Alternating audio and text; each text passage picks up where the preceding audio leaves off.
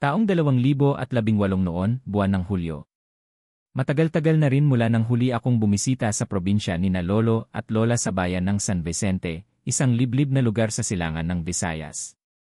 Dahil sa kabisihan ko sa Maynila, trabaho, barkada, at iba pang responsibilidad, hindi ko na nabibigyang pansin ang mga kamag-anak ko sa probinsya. Kaya nang bigla akong makakuha ng isang linggong bakasyon, naisip kong ito na ang pagkakataon upang makabisita. Habang binabagtas ko ang kahabaan ng daan sa bus, naramdaman ko ang kakaibang katahimikan ng lugar. Mula sa makabagong syudad patungong baryo, kitang-kita ang pagbabago, mga lumang bahay na yari sa kahoy, palayan sa magkabilang gilid, at mga taong payak ang pamumuhay. Pero higit pa roon, may isang bagay akong di maipaliwanag, isang uri ng lamig sa paligid na tila gumagapang sa balat. Pagdating ko sa mismong barangay, sinalubong ako agad ng matandang tanod na nakapwesto sa may tulay. Ikaw yung apo ni Mang Roman, ano? Matagal ka nang di bumisita rito, bati niya habang nakatitig sa akin, tila ba iniinspeksyon ang kabuuan ko. Umiti ako at tumango. Opo. Dito po ako maglalagi ng ilang araw. Nagpatuloy ako sa paglalakad patungo sa bahay nina lolo at lola. Tulad ng dati, naroon pa rin ang bahay nila sa dulo ng kalsada, isang lumang bahay na may bubong na yero at mga bintanang kahoy na may kurtinang puti. May kakaiba itong anyo, parang bahay sa lumang pelikula na puno ng alaala at lihim. Pagdating ko sa may pintuan, agad akong sinalubong ni Lola Nena. Bagamat may katandaan na siya, kita pa rin sa mga mata niya ang sigla. Apo! Dumating ka na rin sa wakas, yakap agad niya sa akin na parabang matagal niya akong hinintay. Lumabas rin si Lolo Roman mula sa likod bahay, may dalang kahoy na pampainit. Tamang-tama ang dating mo. Malamig ang gabi. May kwento kaming nakahanda para sa iyo mamaya. Napangiti ako. Kwento na naman po ng aswang, Lo. Syempre, sabay tawa niya, yun ang paborito mo noon, di ba? Pumasok ako sa loob ng bahay. Amoy kahoy at yerba buena. Ang sahig ay yari pa rin sa makintab na kahoy, at sa sulok ay may lumang radyo na may takip na borda. Halos walang nagbago, pero may naramdaman akong panibago, tila ba may nakatingin sa akin mula sa likod ng pintuan. Hindi ko na lang pinansin yon. Marahil ay epekto lang ng biyahe. Ngunit habang tumatagal ako sa loob ng bahay, lalong lumalalim ang pakiramdam na tila may presensya sa paligid, tahimik pero nakabantay. Gabi na nang matapos kaming maghapunan. Umupo kaming tatlo sa may balkonahe, may maliit na gasera sa gitna, at malamig na hangin ang humahaplos sa amin. Dito na nagsimula ang kanilang kinagawian, ang pagkukwento. Alam mo, apo, panimula ni Lolo, noong bata pa ako, may nakita akong nilalang sa may punong balete. Malaki, maitim at may pulang mga mata. Napangiti ako. Tipikal na kwento ni Lolo, palaging may halong takot pero minsan may pagkakomedya rin. Baka naman panaginip lang yon, Lo, biro ko. Hindi apo. Hindi panaginip. Ako mismo ang nakakita. Taga rito yon. At sa ngayon, baka nandito pa rin siya. Tumawa si Lola pero hindi tulad ng dati. Para bang sinasabayan niya si Lolo sa seryosong tono.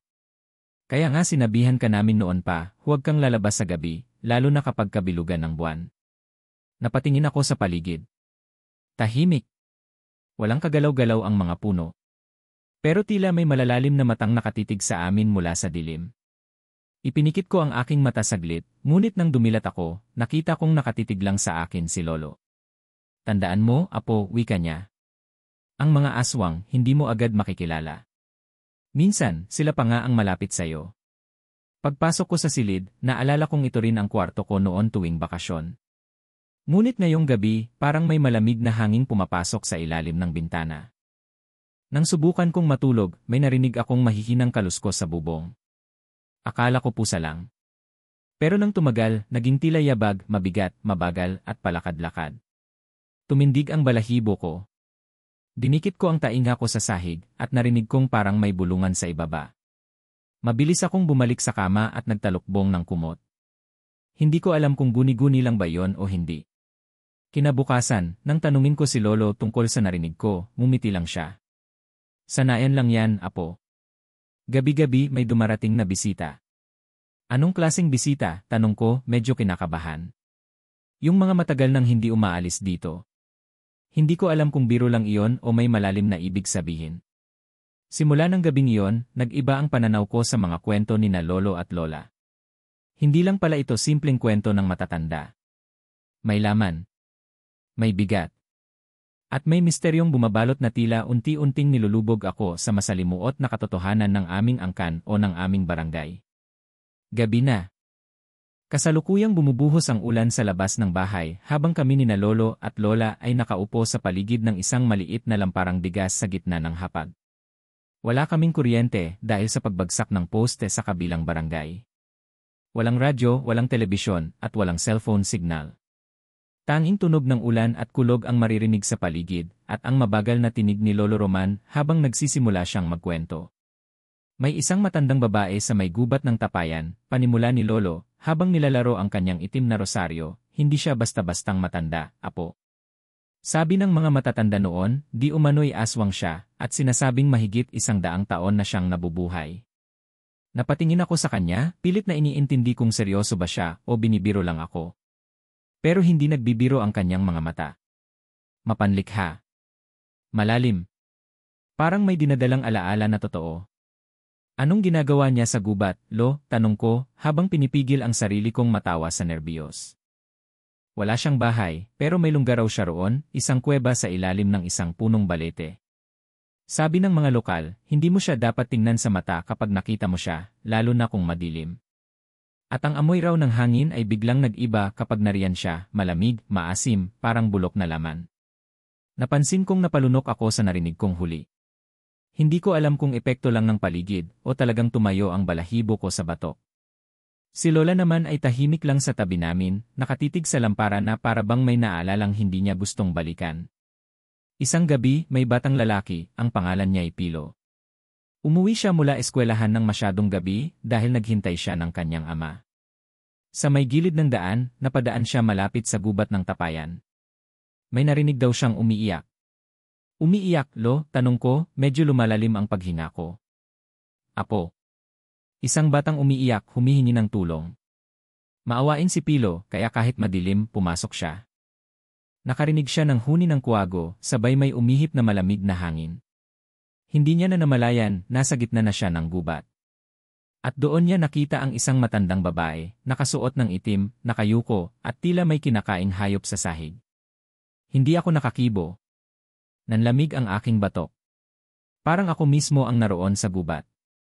Nang lumapit si Pilo, narinig niya ang matanda na bumubulong. Dugo gutom ilaw bata, isa-isang ulit. Paulit-ulit. Anong nangyari kay Pilo, bulong ko. Nang tumalikod siya para tumakbo, nadulas siya sa putik. Paglingon niya, wala na ang matanda. Pero biglang may malamig na kamay na humawak sa kanyang batok. Sobrang lamig na parang yelo. At ang huli niyang naalala, may pares ng pulang mata na nakatitig sa kanya bago siya nawalan ng malay. Buhay ba siya? Tanong ko, inaasahang may twist na mabigat.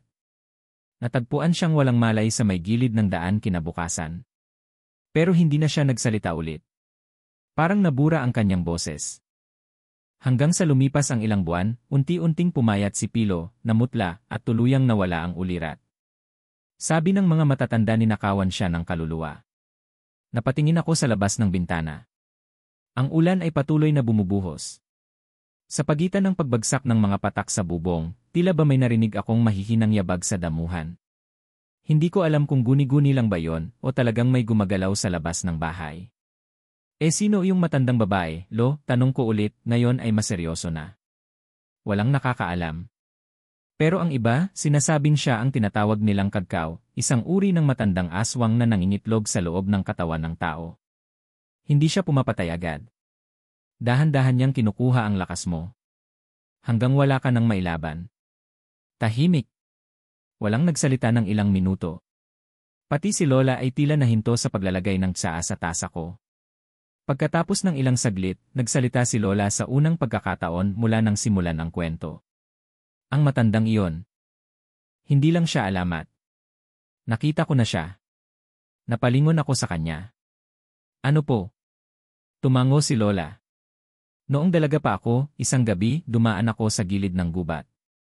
Nasa likod lang ako ng kalabaw namin, dala-dala ang basket ng mga gulay.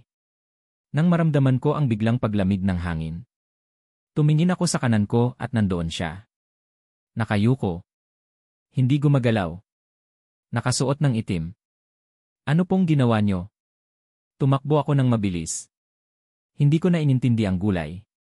Pumunta agad ako sa simbahan. At mula noon, hindi na ako bumalik sa gubat ng tapayan. Naghalo-halo ang emosyon ko, takot, kaba, at pagkalito. Paanong sa isang bahay na puno ng pagmamahal at kwento ng pagkabata, ay may mga ganitong karanasang hindi ko man lang narinig noon? Hindi kaya may dahilan kung bakit laging aswang ang kwento nila? Nang gabing iyon, habang nakahiga ako sa lumang kutson, biglang may tumunog sa labas. Isang kaluskos sa may bubungan. Mabigat. Mabagal. Paulit-ulit. Parang may naglalakad sa ibabaw ng bubong namin. Hinintay kong kumalma ang puso ko. Pero habang nakapikit ako, may narinig akong malumanay na boses sa labas ng bintana, Pilo. Pilo, napakadilim ng paligid. Hindi ko alam kung ako'y gising o nananaginip. Pero isang bagay ang sigurado ko, ang boses ay matanda, babae, at tila nauulol sa gutom. Kinabukasan, pagkagising ko, sinabi ko kay Lolo ang narinig ko. Tumango lang siya at humigop ng kape. Sabi ko naman sa'yo, apo, ang mga kwento ay paalala. At minsan, ang paalala, hindi lang basta takutin ka, kundi para paghandaan mo ang katotohanan. Pagkalipas ng ilang araw sa bahay ni na Lolo at Lola, nagsimula akong masanay sa katahimikan at malamig na gabi ng San Vicente. Ngunit sa likod ng tila payapang paligid, unti-unti ring bumabalik sa akin ang mga kwento ng kababalaghan, kwentong minsan ko nang narinig noong bata pa ako pero ngayon ay mas buhay, mas nakakakilabot. Isang hapon, habang nagwawalis ako sa bakuran, may dumaan na matandang babae na may dalang bayong. Kilala siya ni Lola bilang Aling Felisa, isang matandang hilot na madalas daw tawagin ng mga buntis sa lugar. Kamusta na po, Aling Felisa, bati ko. Ngunit hindi siya tumugon. Dumiretso lang siya sa daan, nakayuko, at bahagyang nakangiti pero hindi sa akin, kundi sa kawalan. Nakakakilabot. Pagsapit ng gabi, muling nagsama-sama kami sa lampara upang mananghalian. Ngunit hindi tulad ng mga nakaraang gabi na kwento ni Lolo ang bida, si Lola naman ngayon ang nagsimulang magsalita. May buntis dito noon sa kabilang baryo. Kilala siya sa pangalang Luisa, panimula ni Lola. 20 anyos lang siya, bagong kasal, at 5 buwan nang dinadala ang bata sa kanyang sinapupunan. Napatingin ako kay Lola habang umiinom ng tsaa. Ang tinig niya'y kalmado pero dama mo ang bigat ng bawat salita. Isang gabi nawala si Luisa. Walang paalam. Wala ring palatandaan ng sapilitang pag-alis. Basta na lang hindi na siya nakita pagkagising ng kanyang asawa. Baka po umalis lang, tanong ko, kahit alam kong hindi ganoon kasimple. Yun din ang inisip ng mga tao, sagot ni Lolo. Pero ang kakaiba, ilang gabi bago siya mawala, may kwento siyang sinambit sa mga kapitbahay. Sabi niya, gabi-gabi raw ay may umaaligid sa bubong nila. Tila raw may humihigop ng hangin sa bubungan. At tuwing madaling araw, lagi raw siyang ginigising ng panaginip, may matang nakatitig sa kanya habang siya ay natutulog. May nagsabi rin, dagdag ni Lola, na nakita si Luisa na may iniwang patak ng dugo sa kanyang unan kahit wala siyang sugat. Minsan, may natagpuan siyang piraso ng balahibo ng hayop sa kanyang kwarto. Parang buntot ng paniki, itim at malagkit. Bigla akong kinilabutan. Nakakakilabot isipin na habang natutulog ka, may nilalang na nakamasid, o mas masahol pa, gumagalaw sa paligid mo, humihigop ng buhay nang hindi mo namamalayan. At nang mawala siya, muling sambit ni Lolo, may isang albularyo ang dinala sa bahay nila. Sinuri nito ang silid. At ang sabi niya, hindi raw umalis si Luisa kundi kinuha. Kinuha ng aswang, tanong ko. Tumango si Lola. Hindi lang aswang. Isa raw siyang inang hinog na, pero piniling kunin ng isa pang mas matandang nilalang upang maging kasangkapan sa pagpaparami. Napakunot no ako. Anong ibig niyong sabihin? Seryoso ang mukha ni Lolo. Hindi lahat ng aswang ay pumapatay agad. Ang ilan may misyon. At kung ang isang nilalang ay mas pinili ng mga itim na puwersa, lalo na kung buntis siya, maaari siyang kuhanin bago pa manganak. Ginagawang inkubator at ang anak niya hindi na magiging tao. Bigla akong napalunok ng laway. Habang nagsasalita sila, parang unti-unting lumalabo ang pagitan ng kwento at realidad. Parang may ibang puwersa sa paligid namin. Naramdaman ko ang panlalamig ng hangin sa loob ng bahay, kahit sarado ang lahat ng bintana. May nakakita raw kay Luisa, dagdag ni Lola. Isang lalaking maangahoy ang naglakad sa gubat ng tapayan 2 araw matapos siyang mawala. At sa gitna ng kakahuyan, nakita raw niya si Luisa, nakaupo sa isang malaking ugat ng punong balete, nakatingin sa langit, duguan ang damit, at may pinapadede sa kanyang dibdib. Bata. Hindi raw bata. Hayop. Isang nilalang na parang sanggol, pero may matulis na tenga, mapupulang mata, at balahibong parang daga. Nang tumingin si Luisa sa kanya, ngumiti siya. Pero hindi ngiti ng ina, ngiti ng nilalang na wala ng kaluluwa. Hindi ako nakapagsalita. Tahimik lang ako habang sinusubukang iproseso ang lahat. Sinubukang lapitan ng mangangahoy si Luisa, dagdag ni Lolo, pero bigla raw siyang nawalan ng malay. At nang magising siya, nasa gilid na siya ng sapa. Wala na si Luisa. Wala na rin ang sanggol. Wala po bang ginawa ang mga tao, tanong ko. Walang gustong mangialam, sagot ni Lola. Sapagkat alam nilang kung sino man ang pumalit kay Luisa, hindi na siya ang dating Luisa. At kung hanapin man nila siya, baka pati sila ay kunin din. Kinagabihan, habang nakahiga ako, hindi ko maiwasang isipin ang buntis na babae. Naalala ko rin ang sinabing kagkaw ni Lolo, matandang aswang na nangingitlog sa katawan ng tao. Paano kung si Luisa ay hindi biktima, kundi ginawang kasangkapan ng mas malalim na kasamaan? Habang unti-unti akong nilulunod ng antok, biglang umihip ang malamig na hangin sa aking pisngi. Tila ba galing sa sulok ng kwarto. Nang idilat ko ang mata ko, may aninong dumaan sa labas ng bintana. Mabagal. Parang may suot na itim na bestida. At sa kanyang mga kamay may buhat na tila sanggol. Kinabukasan, tahimik ang buong baryo. Walang naglalakad sa kalsada. Wala ring batang naglalaro. Parang may bumalot na malamig na ulap sa buong paligid. Nang magtanong ako kay Lolo kung anong meron, sagot niya ay simple lang, mayong gabi, kabilugan ng buwan. Hindi ligtas lumabas. Dumating ang gabi ng kabilugan ng buwan. Lalong bumigat ang katahimikan sa paligid ng bahay ni na Lolo at Lola. Ang mga aso na dati maingay ay tila natahimik. Walang huni ng kuliglig. Wala ring ihip ng hangin. Parang buong baryo ay humihinga sa takot. Huwag kang lalabas ng bahay kahit anong mangyari, bili ni Lolo habang isinasara ang mga bintana gamit ang makakapal na kahoy na panangga. Ang mga nilalang ng dilim ay mas malakas kapag kabilugan ng buwan. Naghahanap sila ng katawan o ng kaluluwa. Hindi ko alam kung dapat ba akong maniwala o pagtawanan ang sinabi ni Lolo, pero nang maramdaman ko ang lagkit ng hangin at ang kakaibang lamig ng gabi, kusa na lang akong tumulong sa pagsasara ng mga pinto. Pagsapit ng 10:00, sabay-sabay naming pinatay ang ilaw ng lampara. Tanging kandilang nasa altar ang naiwan na ilaw sa loob ng bahay. Doon kami nagtipon, nakaupo sa lapag, habang hawak-hawak ni Lola ang kanyang rosaryo. Tahimik kami ng ilang minuto hanggang sa Lie! Lie! Lie! Tatlong mabagal na tunog mula sa bubong. Napalingon ako agad sa itaas. Parang may gumapang. Hindi maingay pero sapat para tumayo ang balahibo sa aking braso. Lolo baka pusa lang, bulong ko. Umiling siya. Walang pusang tumutunog ng ganyan. Mabigat yon. Malaki. Muling bumalik ang katahimikan. Ngunit ilang segundo lang ang lumipas, kriik. Isang mahinang tunog ng kahoy na tila pinupuwersa. Parang may inaangat na tabla. Tumayo si Lola at kinuha ang isang lumang bote ng langis na may halong halamang gamot. Pinahid niya ito sa mga gilid ng pintuan. Ang bahay na to, sambit niya, ay itinayo sa lupang may kasaysayan. Dati raw, may nakatira ritong albularyo at ang asawa niyang isang kakaibang nilalang. Ano pong ibig niyong sabihin, Lola? Tanong ko. Ang albularyo ay tao. Pero ang kanyang asawa ay di tao. Isa siyang nilalang mula sa bundok, isang engkanto o aswang, ayon sa iba. Mahal niya raw ito kahit alam niyang hindi siya karaniwang babae. At bilang bunga ng pagmamahalan nila, dito sila nagtayo ng tahanan. Napalingon ako sa mga pader. Sa makalumang kisam. Bigla kong naramdaman ang bigat ng kasaysayang bumabalot sa bahay. Pero minsan, kapag kabilugan ng buwan, bumabalik ang nilalang na yon, dagdag ni Lola, upang hanapin ang kanyang iniwang kaluluwa sa bahay na ito.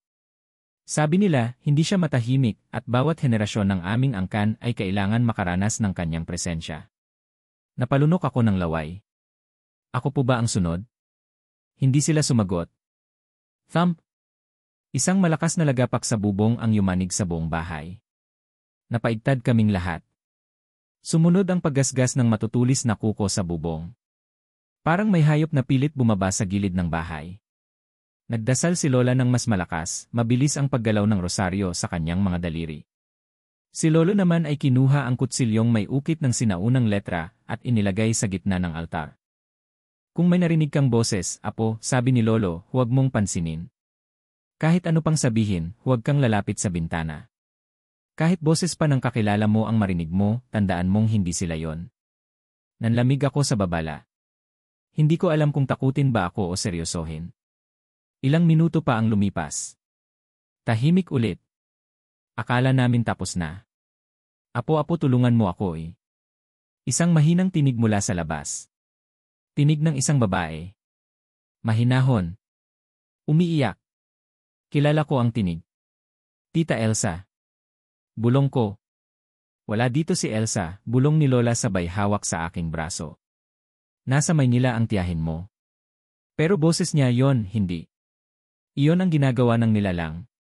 Kinukuha nila ang boses ng mahal mo sa buhay para palabasin ka. Hindi ako gumalaw. Ngunit sa loob-loob ko, ang damdamin ng pag-aalala sa tinig ay pilit akong inaakit tumayo. Buksan mo.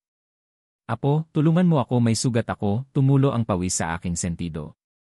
Hindi ko na alam kung ano ang totoo at hindi. Napakapit ako sa kamay ni Lolo. Pagkalipas ng ilang sandali, biglang huminto ang boses. Wala na ang yabag. Wala na rin ang tunog sa bubong. Tahimik na ulit. Hanggang sa umaga. Pagsikat ng araw, agad kaming lumabas. Wala namang nasira sa bubong, pero may iniwang marka, parang mga kuko ng hayop, malalaki at malalim ang uka sa kahoy. Sa may pintuan, may patak ng dugo. Isang patak lang. Pero sapat para tumindig ang balahibo mo. Bumalik na naman siya, sabi ni Lola habang nililinis ang pintuan gamit ang pinaghalong asin, suka at langis. Tingin mo, ano ang hinahanap niya? Tanong ko. Hindi ano, sagot ni Lolo. Kung di sino.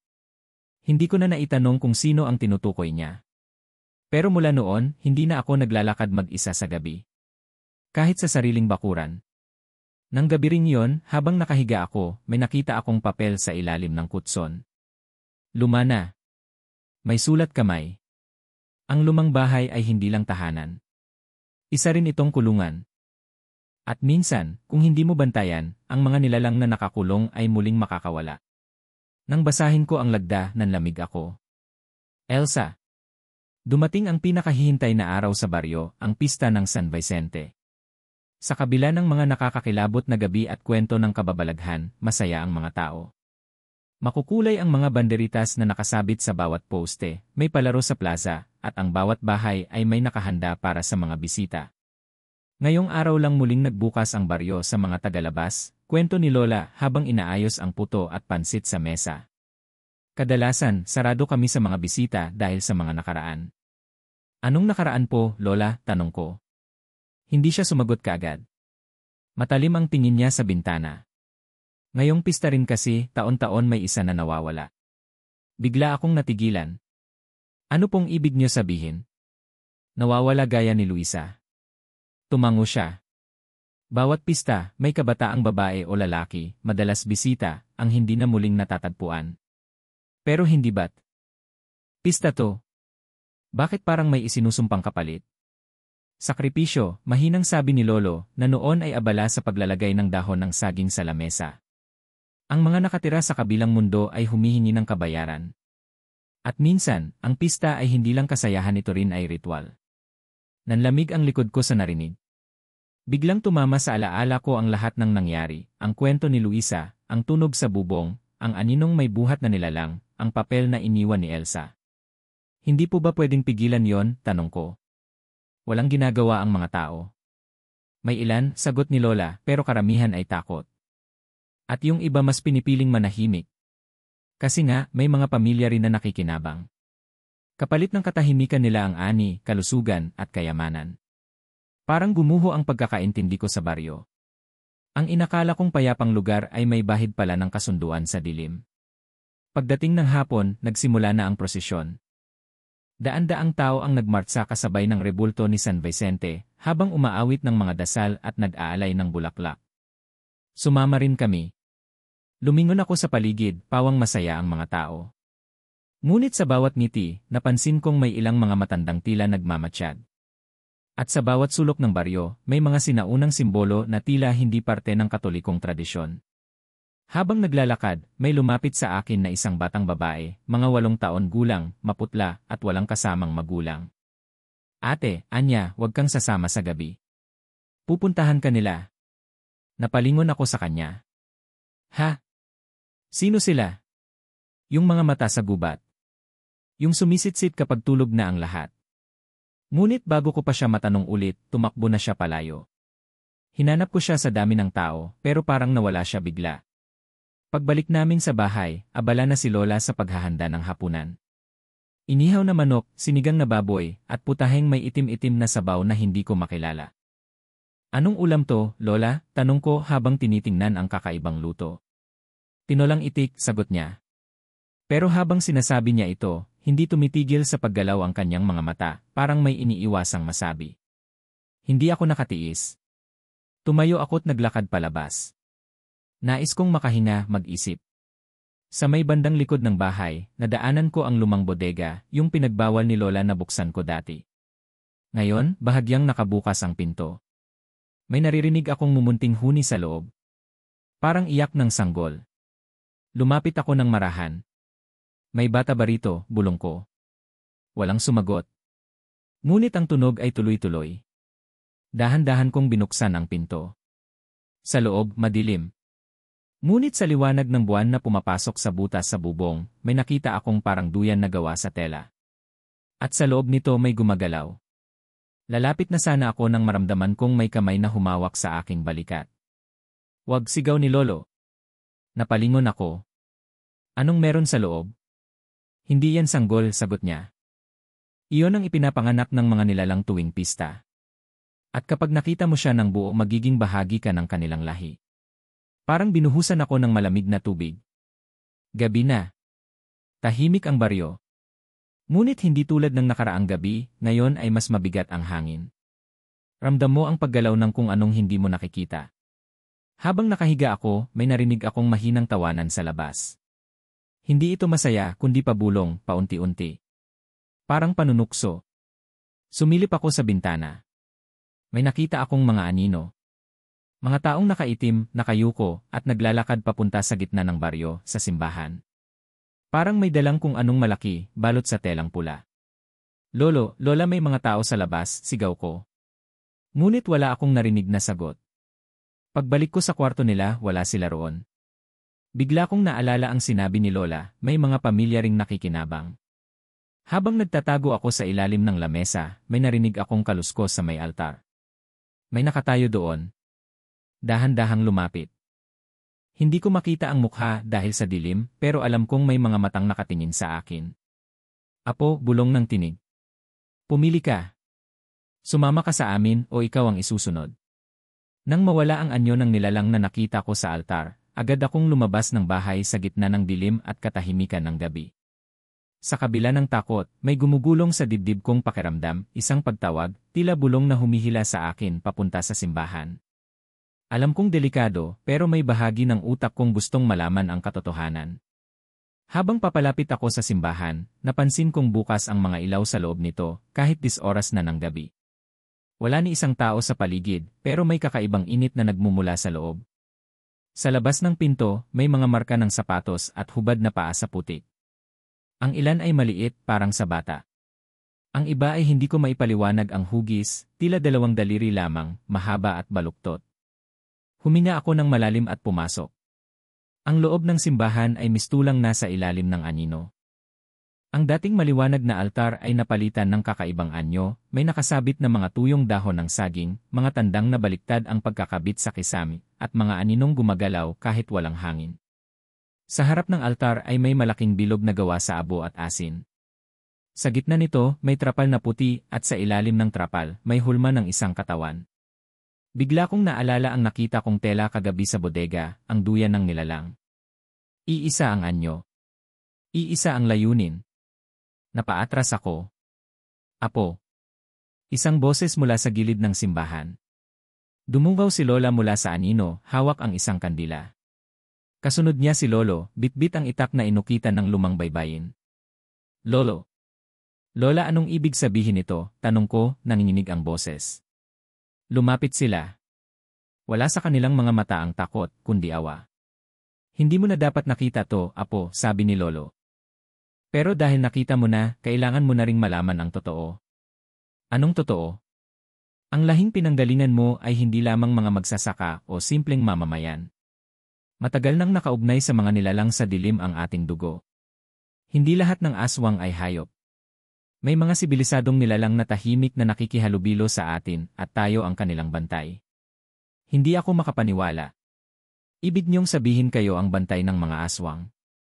Tumango si Lola. Hindi para protektahan sila, kundi upang siguraduhin na hindi sila sumusobra. Ngunit taon-taon, sa tuwing pista, may mga aswang mula sa ibang lahi ang pumupunta rito. At tuwing may bisita sa baryo, sila ang nagiging alay. Para mapanatili ang balanse. Alay, halos mapasigaw ako. Alay ba si Luisa? Si Elsa? Hindi agad sumagot si Lola. Tumingin lamang siya sa ilalim ng altar. Hindi namin ginusto, Apo. Pero may mas malaking puwersa sa baryo kaysa sa amin. Hindi lahat ng kasaysayan ay kayang itigil ng dasal.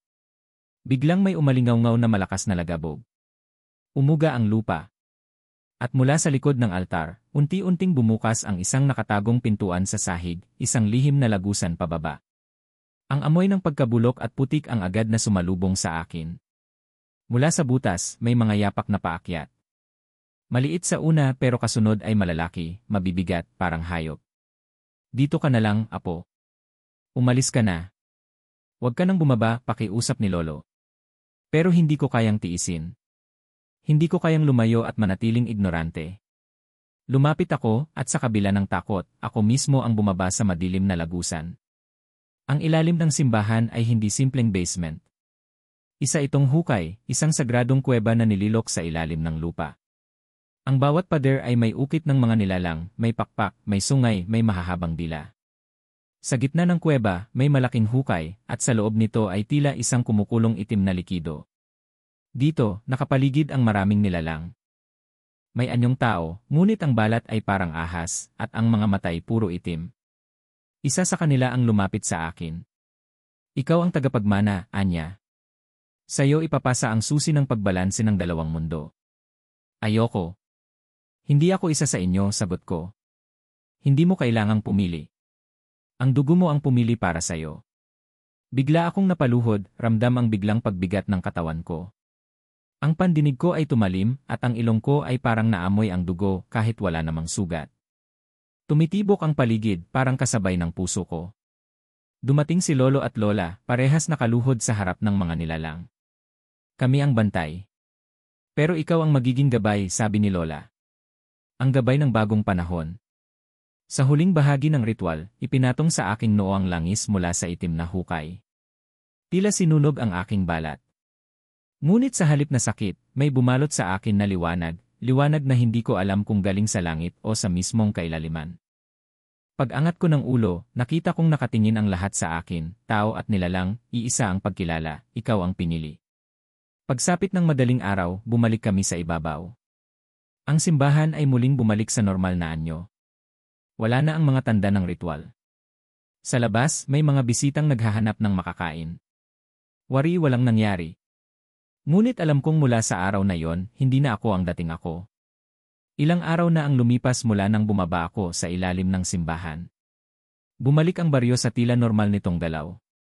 Masaya ang mga tao, abala sa paglilinis ng mga banderitas, pag-aayos ng mga upuan sa plaza, at pagbabalik sa kanilang mga bukirin. Pero sa loob ko, alam kong hindi na ako katulad ng dati. Sa salamin ng banyo ni Lola, tinitigan ko ang sarili kong mukha. Wala namang nagbago sa anyo. Wala akong sungay, wala akong balahibo sa balat, wala ring mapulang mata. Ngunit sa tuwing tumitingin ako sa sarili, pakiramdam ko ay may ibang mata na nakasilip mula sa loob, isang bagay na nananahan sa akin, tulog pa sa ngayon. Lalo kong naramdaman ito tuwing gabi. Sa tuwing bumubulong ang hangin sa bintana, naiintindihan ko ang mga bulong. Sa tuwing umaalulong ang aso sa gabi, alam ko kung anong nilalang ang dumaan. Hindi na lang ako basta tagapakinig ng kwento, ako na ang kasali sa kasaysayan nito. Isang gabi, habang nagpapahinga sa balkonahe, lumapit sa akin si Lola. Hindi madali ang pagbabagong yan, anya. Marami sa lahi natin ang nabaliw sa bigat ng kaalaman. May iba naman, pinili na lang mabuhay sa syudad, malayo sa mga nilalang. Nagbabago po ba talaga ako, Lola? Tanong ko, habang pinipigilan ang panginginig ng aking mga kamay. Hindi ka nagiging hayop, apo. Pero ang puso mo, binubuksan ng katotohanang hindi mo na maitatanggi. Pero, kung bahagi na ako ng mundong yon, paano pa ako makakabalik sa dati kong buhay? Paano pa ako magiging normal? Tumingin si Lola sa akin ng matagal. Wala nang balik sa dating ikaw, apo. Pero hindi ibig sabihin noon ay kailangan mong maging masama. Ang kapangyarihan ay neutral. Nasa sayo kung paano mo ito gagamitin. Tumahimik ako. Pinipilit unawain ang lahat. Hindi ko alam kung ito ba ay biyaya o sumpa. Kinabukasan, habang naglalakad ako sa palengke ng baryo, napansin kong may mga mata na sumusunod sa akin. Mga matatanda sa mga tindahan, mga batang biglang tumitigil sa paglalaro kapag nadadaan ako. Pakiramdam ko, kinikilala nila ako, hindi bilang bisita, kundi bilang bagong bahagi ng matandang kasunduan. Tagapagmana, bulong ng isang ale sa may bilihan ng gulay. Ikaw na ang susunod sa bantay. Hindi ko siya kilala. Ni hindi ko alam kung totoo siyang tao o nilalang na nagpapanggap. Pag-uwi ko, natagpuan ko si Lolo sa likod ng bahay, may hawak na matandang aklat, ang aklat ng gabay. Panahon na para malaman mo ang buong kasaysayan ng baryo, sabi niya. At ng mga bantay bago ka. Binuksan niya ang aklat. Doon, nakita ko ang pangalan ng aking mga ninuno, si Aling Sabel, si Kapitan Nando, si Mang Ordo, lahat ay naging gabay at bantay ng baryo. At bawat isa sa kanila, dumaan sa parehong proseso, pagtanggap ng liwanag at dilim sa kanilang katawan. At saan sila ngayon, Lolo? Yung iba na mahinga na. Yung iba hindi na matatawag na tao. Parang lumamig ang paligid. At ako? Ano ang kahinatnan ko? Hindi natin alam. Pero ikaw ang unang babae sa maraming taon na ginising ng nilalang. Baka ikaw ang tagapagdala ng pagbabago. Dumating ang gabi. Bumalik ang mga panaginip ng apoy, ng mga aninong may pakpak, ng mga umiiyak na babae sa kabubatan. Sa isang panaginip nakita ko si Elsa. Nakagapos siya, umiiyak. Tulungan mo kami, Anya. Ikaw lang ang makakaputol sa siklo. Pagkagising ko, nanginginig ako. Nakatanggap ako ng mensahe mula sa hindi kilalang numero sa aking cellphone. Walang pangalan. Isang larawan lang, ang lumang simbahan. At may nakasulat sa ilalim, bukas ng 12:00 ng gabi. Dumating ka ng mag-isa. Hindi ko alam kung anong lakas ang nagtulak sa akin, pero sumunod ako. Pagdating ko sa simbahan, madilim ang paligid. Isang kandila lang ang sindi sa gitna ng altar. Sa ilalim ng liwanag nito, may isa na nakatayo, si Elsa. Hindi ako makapaniwala. Buhay ka. Hindi naganap, sagot niya. Buhay ang katawan, pero hindi na ako ang dating ako. Ginamit nila ako para buksan ang daanan. Pero may natira pang kaunting bahagi ng aking pagkatao. Kaya kita tinawag. Anong kailangan kong gawin? Tapusin ang siklo. Wasakin ang hukay sa ilalim ng simbahan. Ibalik sa pagkakatulog ang mga nilalang. At para magawa yon, kailangan mong itakwil ang bahagi ng sarili mong tinanggap. Mas lalo akong nalito. Paano ko matatanggihan ang isang bagay na nasa loob ko na? Ngunit bago pa ako makatanong pa, isang malakas na hangin ang pumasok sa simbahan. Muling bumukas ang lagusan sa ilalim. Naroon na naman ang mga nilalang, inaanyayahan akong bumalik. Sa gitna nila, may isang matandang babaeng tila reyna, may mga pakpak na parang sa paniki, ngunit ang mukha ay pamilyar. Si Aling Sabel ang ninuno namin. Ikaw ang susunod, bulong niya. Tumingin ako kay Elsa. Tumingin siya sa akin, nangingilid ang luha. Ikaw lang ang may pagpipilian. Nakatayo ako sa gitna ng dalawang mundo, ang ibabaw, kung saan naninirahan ang mga tao, at ang ilalim, kung saan nagtatago ang mga nilalang ng gabi. Sa paligid ko ay ang mga aswang, tikbalang, at iba pang di makataong nilalang. Sa kabilang dulo, si Elsa, halos wala ng lakas, ngunit pinipilit pa ring humawak sa natitirang sangkap ng kanyang pagkatao. At naroon siya, si Aling Sabel, ang reyna ng hukay. Ang ninunong matagal ng patay ngunit muling nabuhay sa anyong nilalang. Ikaw ang bunga ng parehong liwanag at dilim, sabi niya sa akin. Hindi mo na pwedeng takbuhan ang kapalaran mo. Isa ka sa amin.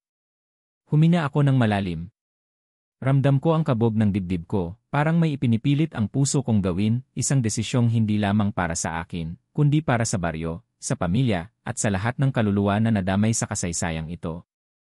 Hindi ako alay, bulong ko. Nag-iba ang anyo ng paligid. Umikot ang hangin at parang bumigat ang lupa sa ilalim ko. Sa likod ni Aling Sabel, gumagalaw ang mga anino, tila galit, tila takot. Kung hindi ka alay, sabi niya, ikaw ba'y magiging bantay? Magpapatuloy sa siklo ng pagtanggap at pagbibigay. Isang hakbang akong lumapit sa altar. Muli kong nakita ang trapal na puti sa sahig, may dugo sa gilid, tuyong-tuyo na. Sa isipan ko, muling sumilip ang mga mukha ni na Luisa, Elsa, at ng iba pang biktima ng baryong may lihim. Hindi ako pwedeng manatiling tahimik. Hindi rin ako magiging bantay. Hindi ko ipagpapatuloy ang kasinungalingan. Nagalit ang mga nilalang. Napuno ng sigaw ang loob ng simbahan. Lumapit si Aling Sabel, ngayon ay halos mapunit ang anyo ng kanyang balat, nagsusugatan, bumubula, nanginginig sa galit. Kung hindi ka alay at hindi ka bantay, Anya, ano ka? Tumingin ako kay Elsa, ngayon ay unti-unti nang naglalaho ang katawan. Ako ang tagapagwasak. Biglang nagliwanag ang aking katawan. Ang marka sa noo ko, yung nilagay ni Lolo noong ritual, ay nagliyab. Hindi ako nasasaktan, ngunit parang may puwersang bumabalot sa akin, liwanag na puting-puti, nangingibabaw sa kadiliman ng simbahan. Hinawakan ko ang aklat ng gabay na iniwan ni Lolo sa altar. Binuklat ko ito sa huling pahina, walang sulat. Ngunit nang hawakan ko ito, biglang lumitaw ang mga letra. Ang tunay na gabay ay di sumusunod sa kasaysayan. Siya ang lumilikha nito. Napasigaw si Aling Sabel. Walang makakawasak sa daang-daang taon ng kasunduan. Kasunduan yung kayong lang ang pumapaboran, sagot ko. Tumalon ako sa gitna ng bilog ng asin at abo. Tinaga ko ng itak ang gitna ng bilog. Mula sa hukay sa ilalim, bumulwak ang itim na usok, pero sa pagkakataong ito, hindi ito sumisipsip, kundi itinataboy ng liwanag sa katawan ko. Nang biglang, boom! Umuga ang buong simbahan. Gumalaw ang lupa. Ang mga aninong nilalang ay nagtakbuhan. Si Elsa, sa huling sandali, ngumiti sa akin bago siya tuluyang naglaho, parang bulalakaw na pinalaya mula sa pagkakagapos. At si Aling Sabel, ang kanyang katawan ay unti-unting nagiging alabok, hanggang sa ang tanging natira ay ang basag na tinig. Kung wasak na ang daan, may bago kang bubuksan. Handa ka na ba sa kasunod? Pagmulat ng aking mga mata, umaga na. Wala na ang altar, wala na ang hukay. Ang simbahan ay bumalik sa normal, parang walang nangyari. Pero alam kong hindi ito ilusyon.